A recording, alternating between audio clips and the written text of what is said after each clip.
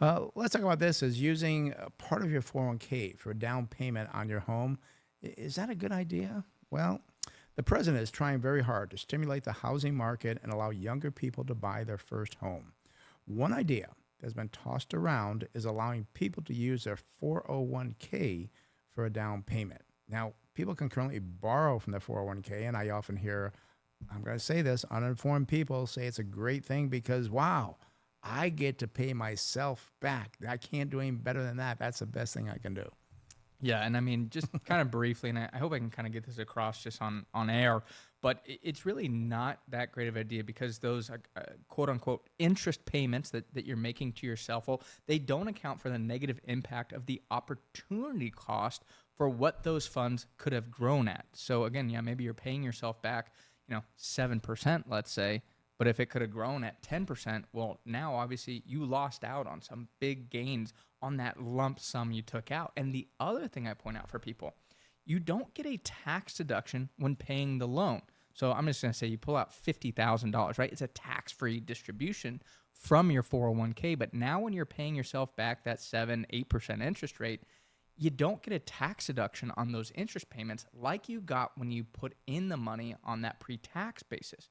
But then the big problem is you pay taxes on the distributions at a later date when you are actually withdrawing those funds. So there is a negative tax impact when you also do these 401k loans. Yeah. And these are things why people don't Don't you love understand. that, right? You put something in, no tax deduction, and then you get to pay taxes on the way out too. I mean, that to me even drives up that interest differential between borrowing the money versus your 401k loan. That makes that spread even larger.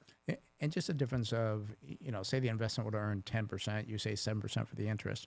Well, at 10%, your money will double about every 7 years. At 7%, it's about every 10 years. And that really starts making a big difference when you start talking 20, 30, 40 years. All of a sudden, I'm just throwing out numbers here, you could have $100,000 less in your portfolio. And what that means for the income side, you may get a $700 a month less on your retirement because you borrowed against your 401k and paid you back that 7% interest. What a great thing. No, it's a terrible thing. I really want to harp on this tax thing too, because when you actually look at the numbers, I mean, if you're paying, again, I'm going to say 7-8% interest, I looked it up. That's about where I've kind of seen interest rates trending lately. When you're doing that, I mean, most people, they're going to be, maybe 22% tax bracket federally, 9.3% tax bracket in the state. I mean, that's 31.3% tax on distributions that you now essentially have increased that interest rate that you borrowed money at because you again, don't get any tax benefit and then you pay tax on the way out. I mean, that is a terrible deal when you break down those numbers.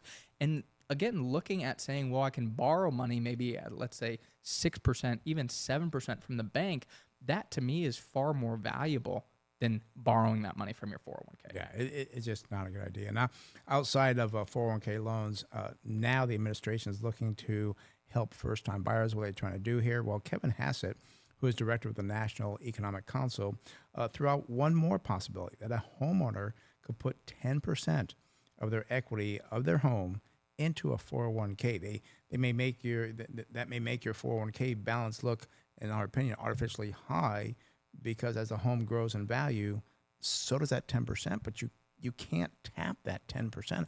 It's just a crazy thing. And I know they're trying so hard to help out the people buy homes in the housing market.